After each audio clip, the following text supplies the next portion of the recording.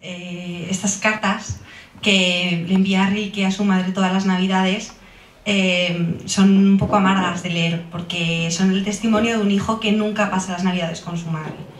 Él tenía una relación muy conflictiva con ella.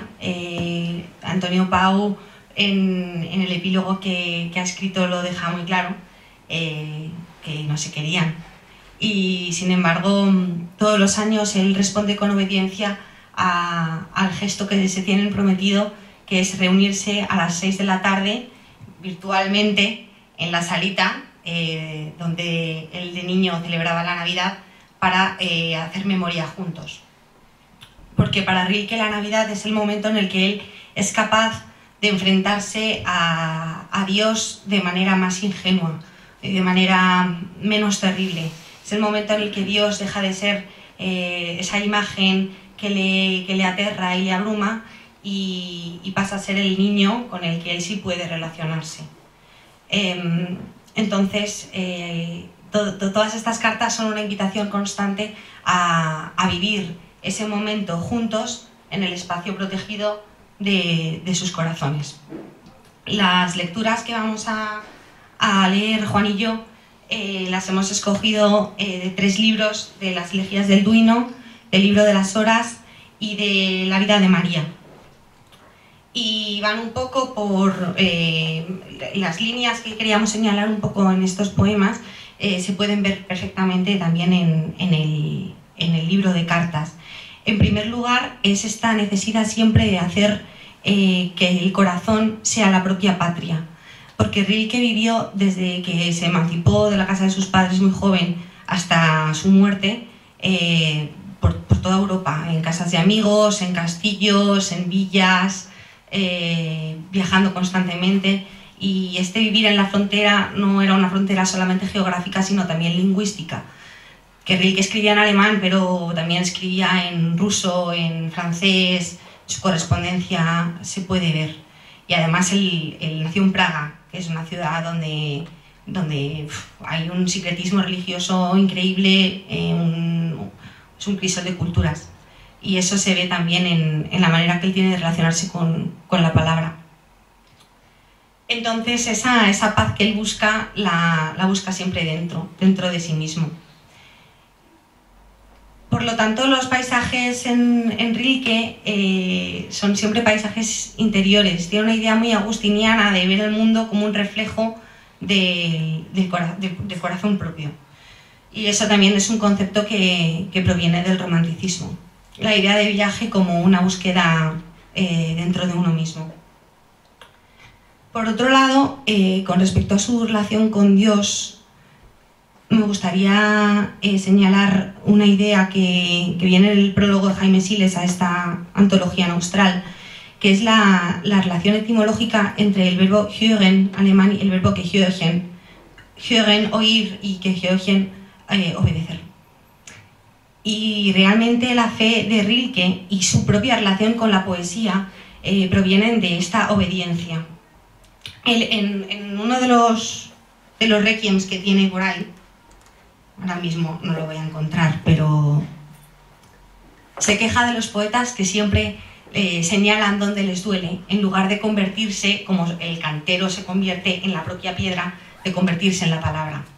Y eso es lo que caracteriza más profundamente, desde mi punto de vista, toda la poesía de Rilke, esa obediencia, esa atención a la realidad misma y esa humildad de plegarse a lo que es más grande que uno mismo. Así que bueno, sin más palabrerías, pues vamos a empezar a leer, si te parece, Juan. Me parece genial. Vale. Bueno, el primer poema que vamos a leer se llama Viento y es un poema de juventud encantador. La verdad es que no se reconoce mucho a Rilke en él, porque es como un paisaje nevado alemán. Es como muy esta ternura de la infancia que aparece mucho en las cartas de Rilke, en el que también se ve una influencia espectacular de Heine. Empuja el viento rebaños de copos por el bosque invernal como un pastor.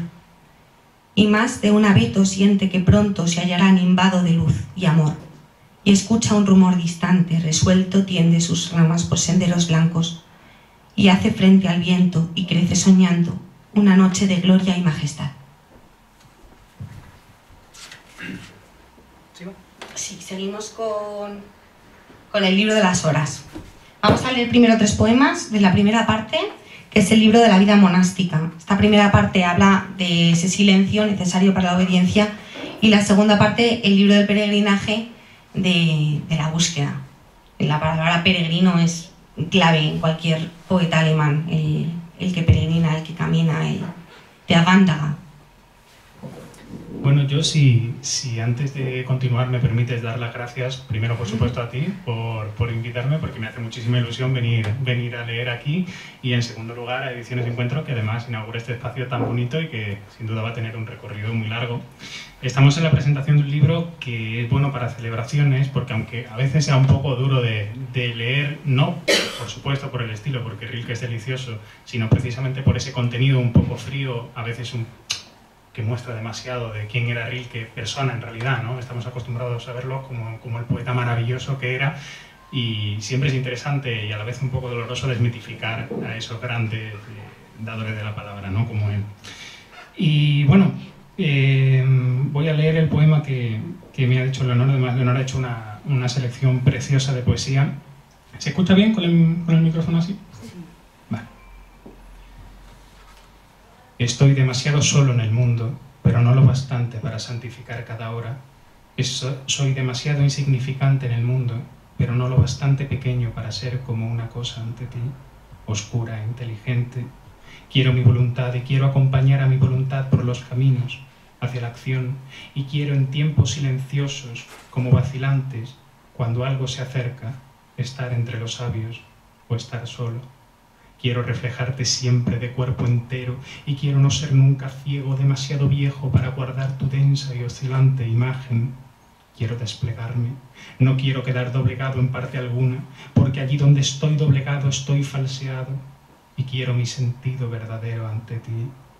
Quiero describirte como una imagen que he visto largo tiempo y de cerca, como una palabra que he comprendido, como mi jarra cotidiana, como la cara de mi madre, como un barco que me llevo a través de la tormenta más mortal.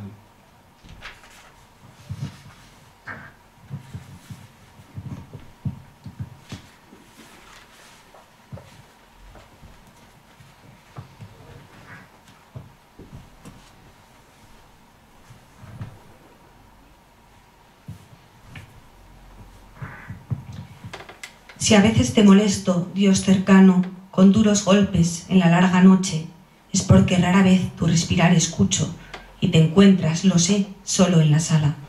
Y si algo necesitas ya no hay nadie que a tu palpar alcance una bebida. Yo siempre escucho, da un pequeño aviso, muy cerca estoy de ti. Solo un delgado muro existe entre nosotros y es por azar, pues suceder podría que a una llamada tuya o de mi boca llegara a derrumbarse, sin rumor ni sonido. Con imágenes tuyas has sido edificado. Ante ti, como nombres, se yerguen tus imágenes. Si alguna vez la luz en mí se enciende, con que mi hondura a ti te reconoce, se derrocha en delumbres en su marco, y mis sentidos que flojean pronto están de ti apartados y sin patria.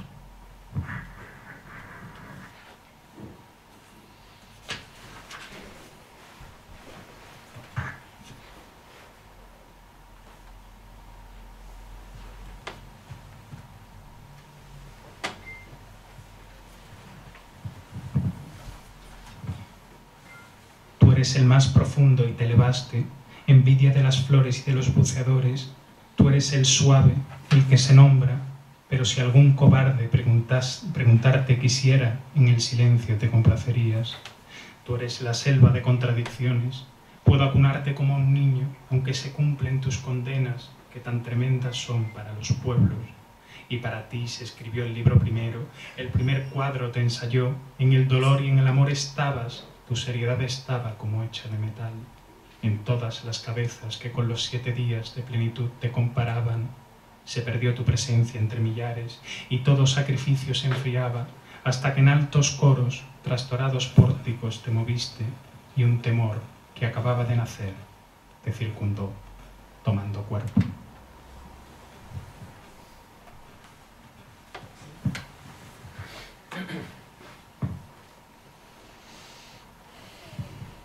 Ahora ya vamos a leer los poemas del libro del peregrinaje. Todos los que te buscan te someten a prueba, y los que sí te encuentran te sujetan en imagen y gesto. Pero yo quiero comprenderte como la tierra te comprende, con mi maduración madura tu reino. De ti no quiero vanidades que te demuestren. Yo sé que el tiempo se llama de otro modo que tú. No hagas ningún milagro por mi amor. Da la razón a tus preceptos que se hacen más visibles conforme pasan las generaciones.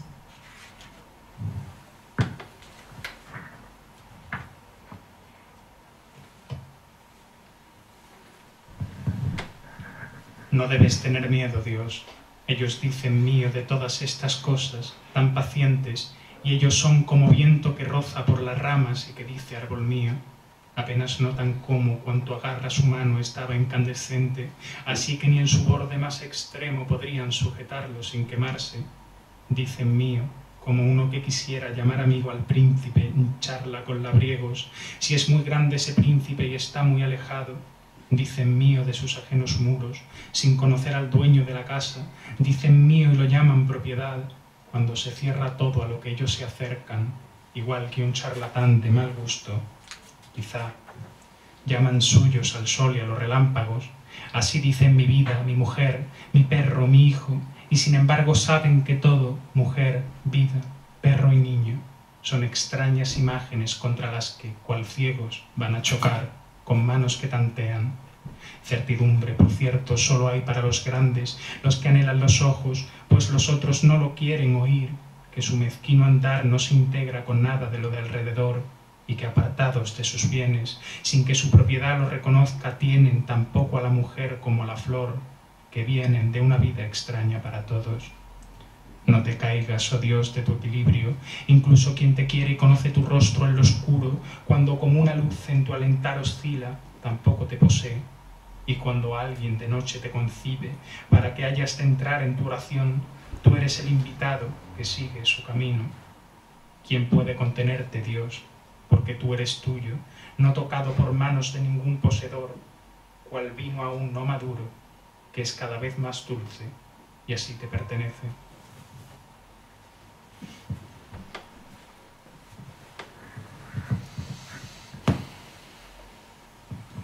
Te excavo en hondas noches, oh tesoro, porque toda abundancia que yo vi es pobreza y mezquino sucedáneo para esa tu hermosura, que aún nunca sucedió. Pero el camino a ti es terrible, larguísimo, y al no usarlo hace mucho nadie se borra. ¿Qué solo estás? Tú eres la soledad que hacia lejanos valles se dirige, y mis manos que están sangrando de cavar las elevo al viento abiertas para que como un árbol echen ramas. Con ellas yo te absorbo del espacio como si allí te hubieras estrellado con gesto de impaciencia alguna vez, y ahora cayeras, mundo atomizado, desde lejanos astros a la tierra de nuevo, como lluvia que cae suave en primavera.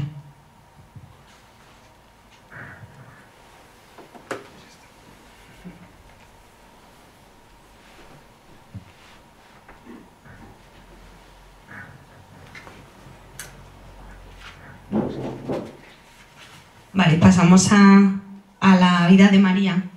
Es una serie de poemas bastante corta. Vamos a leer solo dos, pero merece mucho la pena la plaqueta entera. Bueno, se puede hablar de plaquettes en tiempos de Rilke. Sí. Vale, pues vamos a empezar con la presentación de María en el templo.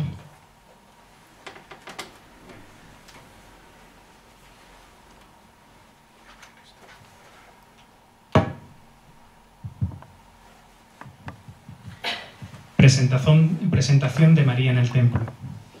Para comprender cómo era ella entonces, has de evocar dentro de ti una plaza donde actúen columnas, donde te puedas representar gradas, donde arcos llenos de peligro tiendan puentes sobre el abismo de este espacio que en ti quedó, pues estabas torreado de tales fragmentos que no los puedes desprender ya de ti, ya que a ti mismo te desgarrarías.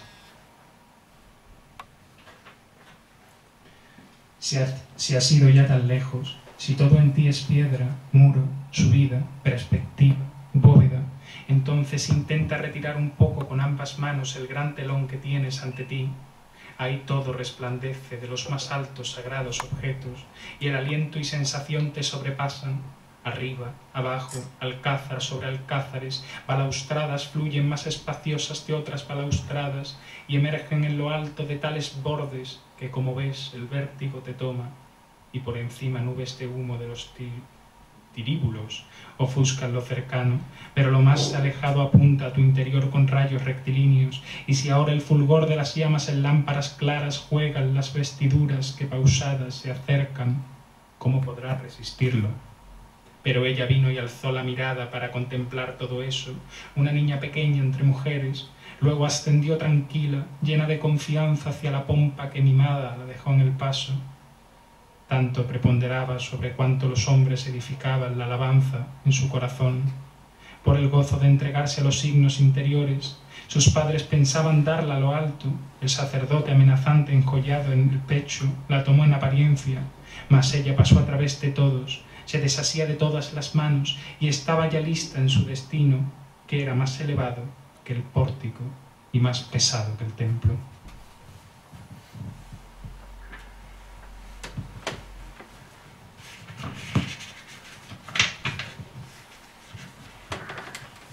El anuncio de los pastores. Levantaos los hombres, los que estáis junto al fuego, vosotros que conocéis la inmensidad de los cielos. Astrólogos aquí, mirad, yo soy un nuevo astro que asciende, arde todo mi ser e irradia con tal fuerza y está tan prodigiosamente lleno de luz que el profundo firmamento no es bastante para mí. Dejad que mi brillo penetre en vuestra existencia. Oh, las oscuras miradas, los corazones oscuros, destinos que en la noche a la intemperie en vosotros se colman. Pastores, que solo estoy en vosotros. De pronto crece para mí el espacio. No os maravilléis. El fecundo árbol del pan proyectó una sombra. Sí, eso vino de mí. Vosotros, imperturbables, sabed ahora cómo, en vuestros rostros en expectación, resplandece el futuro. En esta fuerte luz sucederán muchas cosas. Yo os lo confío, pues vosotros sois callados. A vosotros, en ortodoxa fe, os habla aquí todo.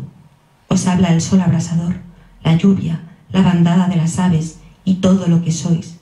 Nada prepondera ni crece cebado de vanidad. Vosotros no retenéis las cosas para torturarlas en el espacio vacío del pecho. Al igual que su gozo corre caudaloso a través del ángel, así va por vosotros lo terrenal. Y cuando empezó de pronto a arder una mata de zarzas, aún pudo desde allí llamaros el Eterno. Y cuando querubines se dignaban andar al lado de vuestros rebaños, no os maravillabais. Os arrojabais sobre vuestros rostros, adorabais y llamabais a esto la tierra. Pero esto fue. Ahora será uno nuevo, para que el orbe luchando se ensanche. ¿Qué son para vosotros unas zarzas? Dios se siente en el seno de una virgen. Yo soy el fulgor de su intimidad, el destello que os guía.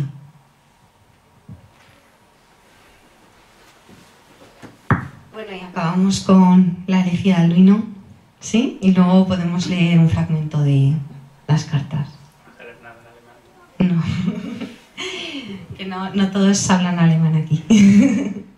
Yo creo que tú lees tu Alduino y yo leo la carta, ¿te parece? Vale. Venga. Pero por ti, ¿no?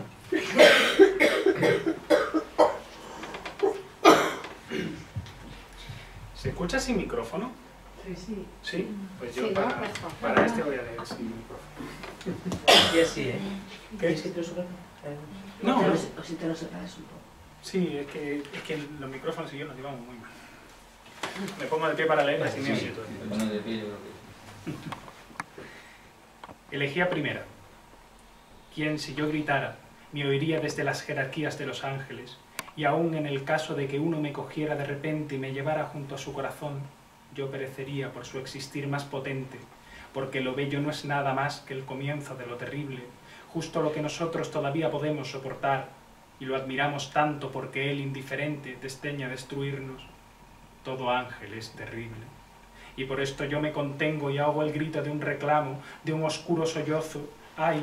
¿A quién podemos entonces recurrir? A los ángeles no, a los hombres no, y los animales, sagaces, se dan cuenta ya de que no estamos muy seguros, no nos sentimos en casa, en el mundo interpretado.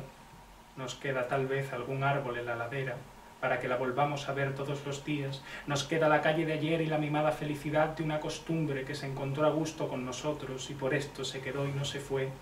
Hoy la noche, cuando el viento lleno de espacio cósmico muerde nuestro rostro, ¿para quién no se quedaría la anhelada, suavemente desilusionadora, penosamente inminente para el corazón solitario? Es más leve para los amantes. Ay, ellos no hacen más que ocultarse el uno al otro su suerte. ¿No lo sabes aún? Arroja de tus brazos el vacío y añádelo a los espacios que respiramos. Tal vez los pájaros sientan el aire ensanchado con el vuelo más íntimo. Sí, es verdad, las primaveras te necesitaban. Te pedían por encima de tus fuerzas algunas estrellas que las percibieras. Se levantaba una ola y se acercaba en el pasado, o cuando pasabas junto a la ventana abierta se entregaba un violín. Todo esto era misión, pero pudiste con ello. No seguías estando distraído, esperando como si todo te anunciara una amada. ¿Dónde quieres ocultarlas y los grandes, extraños pensamientos que hay en ti entran y salen y a menudo se quedan por la noche? Pero si sientes anhelos, canta a los que amaron, lejos aún de ser lo bastante inmortal es su famoso sentir. Aquellas casi las envidias, abandonadas que tú encontraste tanto más amantes que las satisfechas. Empieza siempre de nuevo la alabanza jamás alcanzable. Piensa, el héroe se mantiene y perdura, hasta su misma caída fue para él solo un pretexto de ser, su nacimiento último. Pero a los amantes los vuelve a tomar la naturaleza, agotada, de nuevo en su seno, como si no hubiera fuerzas para llevar a cabo esto 2 veces. ¿Has pensado lo bastante en Gaspar Astampa para que alguna muchacha a la que se le fue el amado, en el ejemplo exaltado de esta amadora sienta, si yo llegara a ser como ella? Estos dolores, los más antiguos de todos, no van a ser al fin más fecundos para nosotros. No es tiempo de que amando nos libremos del ser amado y resistamos esto estremecidos, como la flecha resiste la cuerda para, concentrada en el salto, ser más que ella misma, pues en parte alguna hay permanencia. Voces, voces, escucha, corazón mío, como antaño solo escuchaban los santos, que la enorme llamada los levantaba del suelo. Ellos, no obstante, seguían, imposibles, de rodillas, y no se daban cuenta. Así estaban escuchando. No es que tú pudieras soportar la voz de Dios, ni mucho menos, pero escucha lo que sopla, la ininterrumpida noticia que se forma con el silencio. Se oye ahora el murmullo de aquellos muertos jóvenes, llega hasta ti. Donde quiera que entraras, no te hablaban iglesias de Roma y Nápoles su destino tranquilo, o se te agravaba, sublime, una inscripción, como hace poco la lápida de Santa María Formosa. ¿Qué me quieren? Levemente debo apartar la apariencia de injusticia que impide a veces un poco el puro movimiento de sus espíritus. Ciertamente es extraño no habitar ya la tierra, no practicar ya costumbres apenas aprendidas, a las rosas y otras cosas que llevan cada una su especial promesa, no darles el significado de futuro humano, lo que uno fue en manos infinitamente medrosas, no serlo más, e incluso el propio nombre dejarlo a un lado como un juguete roto. Extraño no seguir deseando los deseos, extraño todo lo que se relacionaba a verlo tan suelto, aletear en el espacio, y el estar muerto es fatigoso y lleno de recuperación, para que uno lentamente vaya sintiendo un poco de eternidad. Pero los vivos cometen todos el error de distinguir con demasiada fuerza. Los ángeles, se dice, a menudo no sabrían si andan entre vivos o entre muertos. La eterna corriente arrastra por los 2 reinos todas las edades y se las lleva siempre consigo y las ahoga con su sonido en ambos. Al fin y al cabo ya no nos necesitan los que se ausentaron prematuramente. Uno se deshabitúa suavemente de lo terrestre, como se quita uno de los dulces pechos de la madre y crece. Pero nosotros, para quienes son necesarios tan grandes misterios, de quienes de la tristeza tantas veces nace dichoso progreso, podríamos ser sin ellos. Es vana la leyenda de que antaño en el llanto por linos la primera música, osada, penetró la materia inerte, de modo que por primera vez, en el espacio asustado del que un muchacho casi divino de repente escapó para siempre, el vacío llegó a aquella vibración que ahora nos arrebata y consuela y ayuda.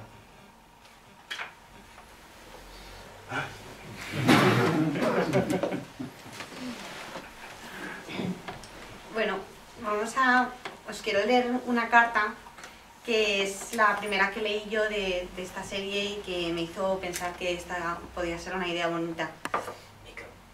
Sí, vale. Ahora. ¿Sí? Sí. Es la carta en 1909 que escribe desde París. Mi querida y bondadosa madre. Bueno, esto traducirlo es un poco paréntesis de traductora, pero es que Juan sabe la turra que le di con esto. Porque Rilke dice meine liebe gute Mama y me parece de una familiaridad espectacular. Lo que pasa es que, claro, mi querida y buena mamá me parecía en español más que familiar un poco tonto. Así que decidí mi querida y bondadosa madre. Pero la verdad es que es de las primeras cosas que conmueven cuando lees las cartas en alemán.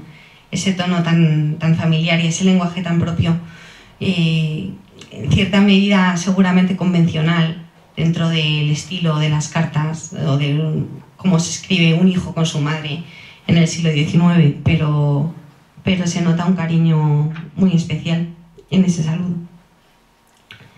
Mi querida y bondadosa madre, que la bendición y la santa amistad de Dios estén contigo en esta serena fiesta.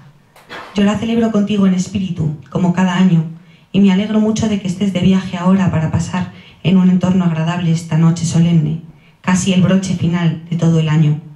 Bien es cierto que sola y rodeada de extraños, pero en esa condición tranquila y pacífica que nos permite trasladar las necesidades del hogar a la intimidad, a un lugar extremadamente protegido del corazón, donde emerge en el hombre solitario más clara y nítidamente que en ninguna otra persona, como un sustituto de todo lo que le falta, la conciencia de portar dentro de sí el hogar interior de Dios. ¿Cómo podríamos vivir y celebrar esta hora santa sino en esta tranquilizadora certeza que nos humilla y nos honra al mismo tiempo, que ilumina el corazón y hace al alma más ligera? Y es posible permanecer en este gran consuelo sin el presentimiento de que no habríamos podido penetrar en él si nos hubiesen sobrevenido menos persecuciones, pruebas e injusticias. El peso que llevamos a los hombros no nos empuja más hacia el fondo de nuestro corazón, un corazón que cuando somos felices tan solo conocemos dispersa y superficialmente. El mal que ha llamado nuestra atención, pisándonos los talones, ¿cuántas veces no nos ha precipitado hacia el camino correcto? Y cuando nos ha abrumado algún dolor, no hemos desarrollado la paciencia necesaria para esperar que haya algo bueno dispuesto para nosotros y que nosotros mismos somos lo bastante maduros para entenderlo y servirnos de ello. Nuestra vida es rápida y corta, Dios, en cambio, es lento y sin fin. Por eso siempre hay momentos en los que ambas cosas no parecen conciliables, y tampoco nos corresponde a nosotros saber cómo se concilian. Tan solo debemos estar ahí con el corazón abierto al misterio de que lo grande encuentre espacio en lo pequeño, de que en la intensidad de nuestra existencia puede condensarse un instante de eternidad, que coincide con la eternidad ininterrumpida de Dios. Que sean estos, querida Madre, nuestros mutuos pensamientos en la hora santa de esta antigua fiesta sagrada, que compartimos juntos en espíritu. Que el coraje y la alegría inunden tu corazón. Como he tenido mucho trabajo, no he podido salir a buscar algo para tu mesa. Por eso te envío solo una pequeña edición de imitación. A ti también te encanta, y a mí esta obra tan rica y misteriosa siempre me ha conmovido más leída en francés. Tómala con amor como se te entrega a ti. Te abraza con toda el alma, tu René.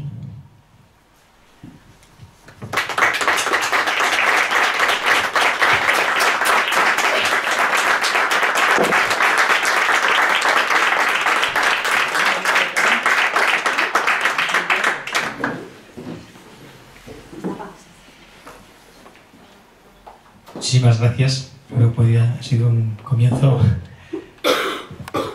inigualable para un sitio, para un lugar como este. Yo creo que tenemos un ratito antes incluso de ya hacerlo en más privado, para si hay alguna pregunta o alguna cosa que queramos comentar, les tenemos a ambos aquí a nuestra disposición. Voy a romper yo el fuego, ¿vale? Porque algunos de los poemas que has elegido me parecían, bueno, yo no soy quizá una gran sensibilidad poética, ¿no? Pero me parecían, bueno, entendía el motivo de la elección, pero otros, sobre todo los del principio, me costaba un poquito más. ¿Por qué has elegido estos en concreto? Sobre todo los del principio, dices. No el primero, los siguientes. Pensaba que me ibas a decir más la elegía, fíjate, que los del libro de las horas. Jolín, a ver, vamos a volver a los poemas. ¿Dónde está? Hemos quitado las marquitas, Majo.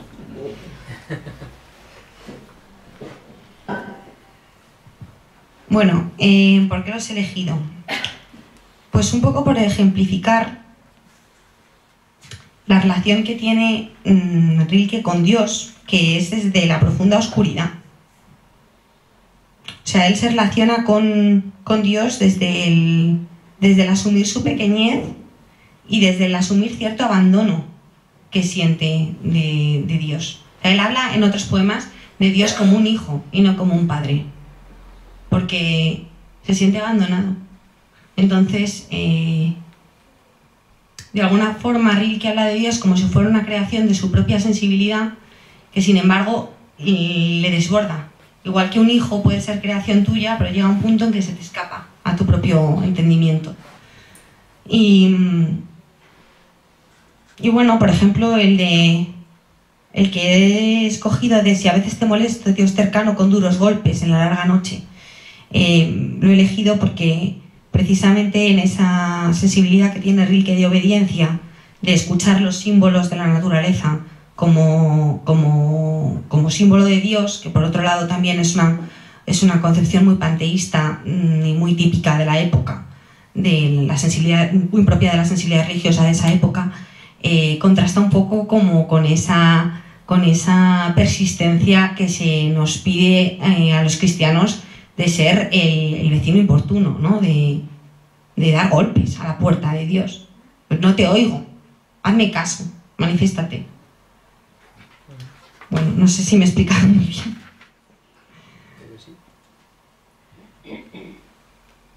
Yo no vería en ese Dios hijo como un Dios buscado en la intimidad, del mismo modo que se busca en ese anhelo de sentido religioso a dónde pertenece uno.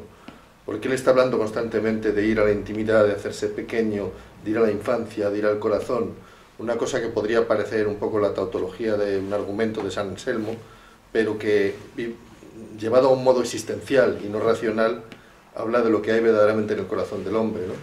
Otra cosa es que él después no tenga la oportunidad vivencial de contrastar eso, sobre todo con una vida atormentada y difícil, en la que hay una contradicción constante entre su sensibilidad y su vida cotidiana, ¿no? Que era un señor que iba de jorrón, por decirlo de algún modo, y amorosamente también muy dispersa, ¿no?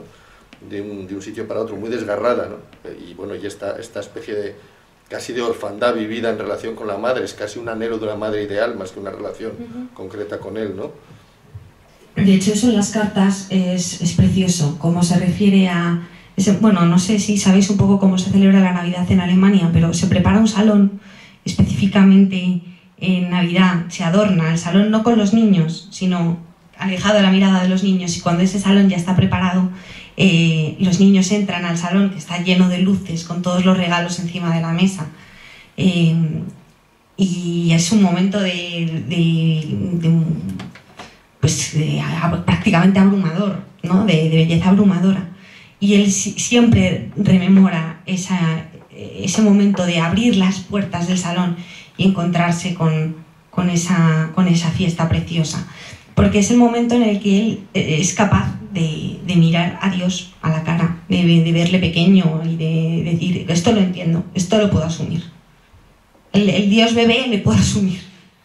Y luego él está todo el rato hablando de los ángeles y del Dios terrible que cumple sus que cumple sus amenazas, y ese Dios también le interesa, pero ese es el Dios que le hace huir y con el que él puede reconciliarse todas las navidades a las 6 de la tarde, es con ese Dios que deja los regalos encima de la mesa y adorna el salón de una infancia que nunca fue suya, porque yo creo que esa fue una de las grandes heridas de Rilke, no poder ser dueño de esa infancia, y todo su peregrinaje fue un poco la búsqueda de esa inocencia que se le arrebató muy pronto.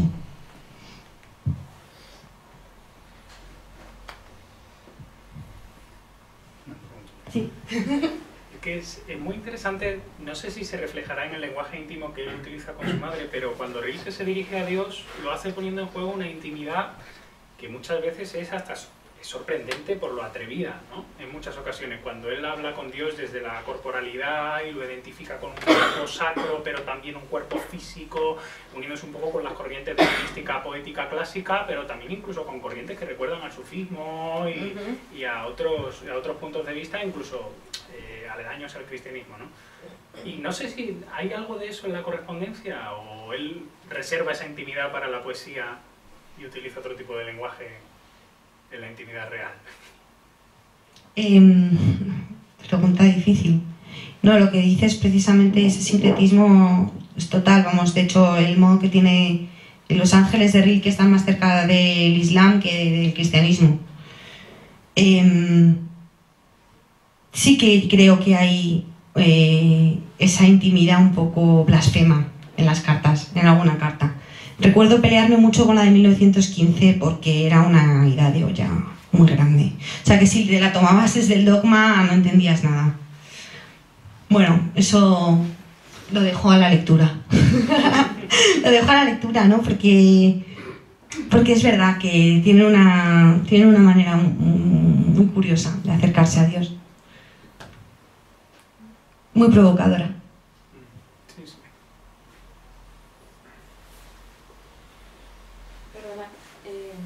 Por ejemplo, estaba pensando en lo que ha dicho Juan.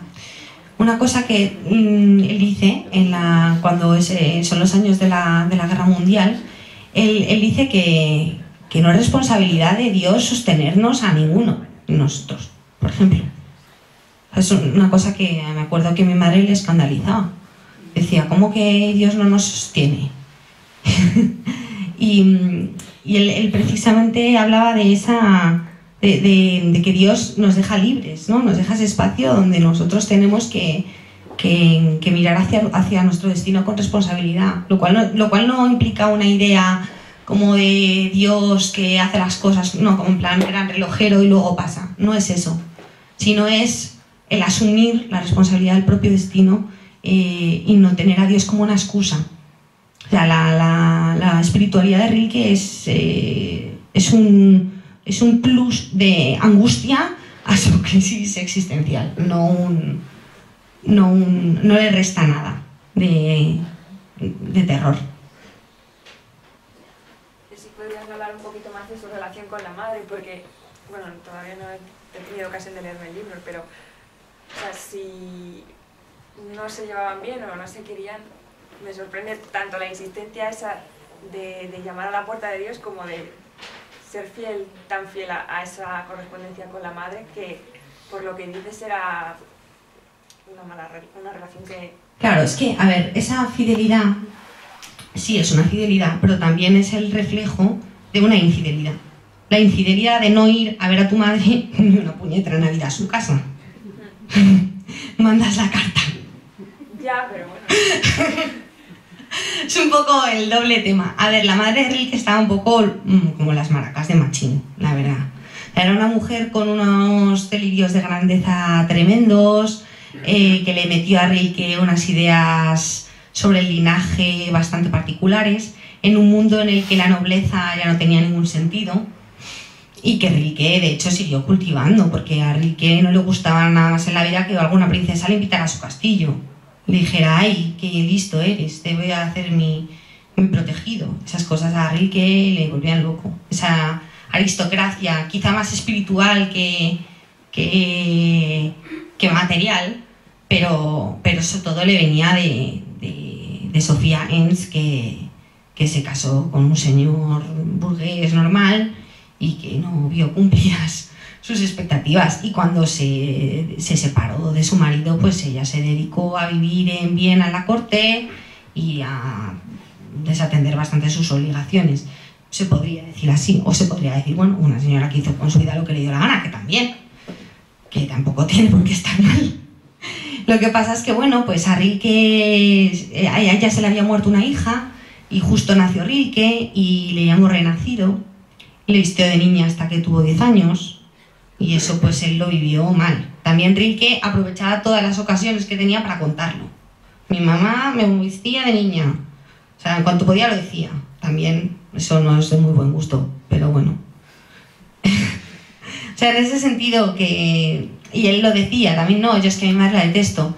Pero por otro lado, yo creo que hay un intento en estas cartas que no me parece artificial de reconciliación. De decir, aquí es donde yo me puedo encontrar contigo. En otro lado a lo mejor no. Aquí sí. ¿Se conserva alguna de las misivas que la madre le envió a él? De estas de Navidad no. De estas de Navidad no. Pero yo creo que otra correspondencia sí. Hay publicada en alemán la correspondencia completa con la madre. Luego sí se veían, o sea, en las cartas se ve que alguna vez se ven, en otras ocasiones. Luego es tremendo, una cosa preciosa, a mí me hizo llorar en el libro lo del calendario, porque todos los años él le regala algo muy cutre a su madre. La madre siempre está comprando cosas increíbles y él siempre le regala unas cutreces tremendas con excusas tipo, no, es que en París no encuentro nada. No sé cómo encuentras tú algo en ese pueblo en el que estás, yo en París no encuentro nada de verdad y no te creas que no me esfuerzo. Te he cogido este calendario, está muy mal impreso, pero bueno. Entonces todos los años le termina comprando un calendario recutre.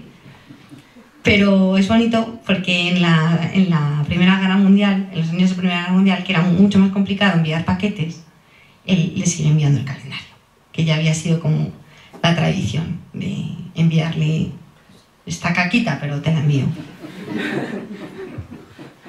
Yo creo que esas debilidades, me decía Juan que le parecía un poco impúdico como publicar el papel de váter de los escritores, descubrir sus miserias, pero yo creo que no se trata tanto de descubrir las miserias, sino también de descubrir la humanidad, ¿no? O sea que, por ejemplo, Antonio Pau, que dice en el epílogo que estas cartas son un ejercicio literario, yo creo que sí y no. Porque cuando Rilke se pone a hablar de lo incapaz que es de hacer una maleta, y ves que el hombre es un inútil para la vida práctica, y lo ves, eso no es un artificio literario, eso es un señor que hace lo que puede. Y yo creo que eso también es bonito descubrirlo en la correspondencia. A mí me gustaría que me desengañaras. Para mí, la vida de Rilke es una vida de búsqueda interior a través de esa desestructuración que tiene y de la que tú hablabas. El continuo viajar, el no sentirse ubicado en ningún momento, ese desclasamiento que tenía. Y no sé, yo hace bastante tiempo que no leo la poesía de Rilke, me he centrado más en otros aspectos de su vida, pero a mí me da la impresión que ese resquemor que tenía con su madre, que tenía con Dios, es porque él se siente defraudado. Para él Dios no es una luz que le guía, sino es una oscuridad en la que él se siente perdido, en la que no se siente cómodo, en la que no se siente seguro. Y quizá por eso sea por lo que tiene esa sensación, por un lado de dependencia, pero por otro lado de un poquito de acritud, un poquito de ira, inclusive en algunos momentos. Yo lo recuerdo un poquito así, no sé si tú me desengañas o... No, lo has descrito perfectamente. Yo creo que él tenía una fe muy desengañada. Efectivamente, él busca a Dios siempre desde la oscuridad. Él dice, amo las oscuridades dentro de mi corazón. Pero si tú te pones a repasar toda la poesía de Rilke, es su gran obsesión. Es su gran obsesión. Es el único amor al que él llega a un punto en que se ve con el que se ve capaz de corresponder. Habiendo sido incapaz de retener el amor de su madre, habiendo sido incapaz de quedarse con su mujer Clara y con su hija, de retener ninguna amistad que no fuera superficial, el único amor al que ella aspira es al amor de Dios. Quizá como un Dios un poco a medida de lo que él es capaz de enfrentar y sin restar esa decepción. Él no la resta nunca, pero permanece. Eso es como un gesto de obediencia casi tozuda, tal como lo veo yo. Obediencia, obligación. También. No sé si obligación, yo creo que ya obligación no. No lo veo ya como una obligación. Yo creo que Rilke pasaba totalmente de sus obligaciones. Le movían otras cosas. De todos modos, a veces ese peregrinar puede estar idealizado por él mismo, porque un hombre que su madre quiere vestirlo de niña y que entonces siente que no es lo que su madre hubiera querido, un hombre que vaga por ahí pero que además ha pasado por una academia militar en aquella época en que aquella formación era una cosa tan importante, en ese marco de idealización aristocrática, pasar por la academia militar y fracasas en ella porque eres un enfermo y no puedes seguir. Bueno, y no solo eso, sino que la academia militar era una educación estrictamente alemana. Sí. Y Rilke es el menos alemán de los poetas. Era un tipo totalmente cosmopolita. Y vas también en torno a unas veleidades amorosas que también parten de tu debilidad afectiva y de tu incapacidad para ser fiel. Y entonces al final tienes que explicarte toda esa vida y darle una conducción idealizada, pero no deja de ser una cosa muy, muy dramática, ¿no? Por eso yo he dicho esa palabra gorrón cuando nos hemos referido a alojarse en castillos maravillosos. Sí, sí. Es la necesidad de mantener una vida un poco de castillo de naipes, hecha de veleidades en gran medida, sí. Y en continua fuga incluso, porque es que él huyó de los amores reales, pero incluyendo a su hija, la abandonó. A su hija la abandonó, a Andrea Salomé la abandonó. Pero casi al hambre, abandonó a su familia, a su mujer y a su hija, que hay otros abandonos que son más raros. O sea, el abandono de un amante, como lo Andrea Salomé, bueno, lo Andrea Salomé tiene otras circunstancias, pero de una mujer con una circunstancia relativamente humilde y una hija desvalida, joder, que se dice pronto. Bueno, Clara Westhoff también había sido alumna de... Clara Westhoff, su mujer, había sido alumna de Rodin, una escultora de mucho éxito. Lo que pasa es que terminó un poco loca. Bueno, como para no volverse loca, quiero decir, como para no volverse loca. Y en las cartas hay un detalle terrible que dice algo como: no le tengas en cuenta a Clara, sus cosas, ya bastante tiene ya con lo suyo. Y quedas como, pero bueno, tío, qué fuerte. Eso es muy doloroso. Eso es muy doloroso. Esa incapacidad que tiene de estar en ningún sitio. Y yo en la introducción lo he resumido en un verso muy alemán que dice: la felicidad está donde no estoy yo. Que es un verso de Georg Philipp Schmidt von Lübeck, que se hizo célebre por un libro. Y se ha reinterpretado 1001 veces en la literatura alemana ese verso: la felicidad está donde no estoy yo. Esa necesidad de fuga permanente. Pero que también tiene la ganancia de vivir siempre en el terreno fronterizo, ¿no? En no estar, no acomodarse en ninguna postura.